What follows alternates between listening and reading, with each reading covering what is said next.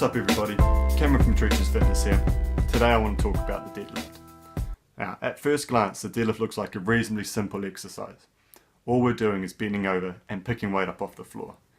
Whereas in reality, it's quite complicated, and the slightest miscues in form can lead to the lift being both inefficient and can greatly increase your risk of injury.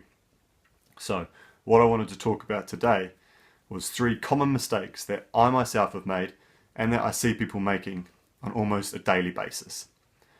The first one is people having too wide of a stance as they're trying to deadlift. A cue that I tell myself and that I tell my clients is to take a stance similar to what you would take if you're about to jump up into the air. This is where you're going to be most powerful. This stance is going to be slightly narrower than you will with a squat, and it's going to have better use of the posterior chain and of the quad muscles. The second most common mistake I see people making is not getting any use out of their legs at all. You can identify this in 2 easy ways. Either, as they go to lift the weight, their hips will shoot up and then the bar will start to move, or, as they're lifting it, their back is rounding massively and it almost looks like they're going to snap something. This happens for 2 main reasons. The first one is their legs just aren't strong enough. The moment we push into the floor, the bar should start to raise off the ground. If it's not, then we're not using our legs and we're using mainly our back to lift the weight.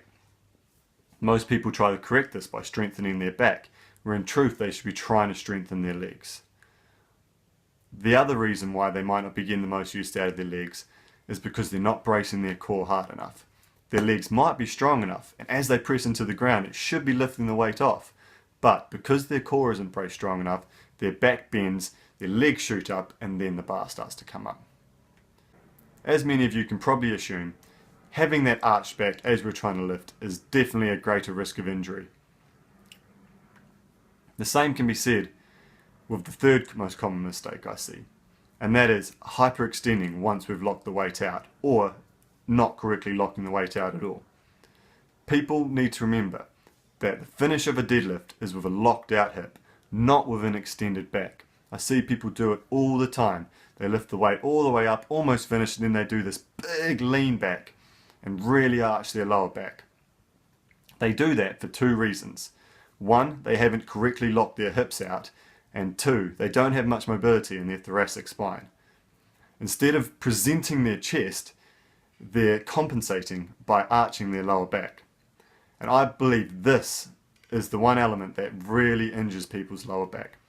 You really start to hinge on the spine at this point, putting tons of pressure through the discs and through the spine and causing all sorts of problems.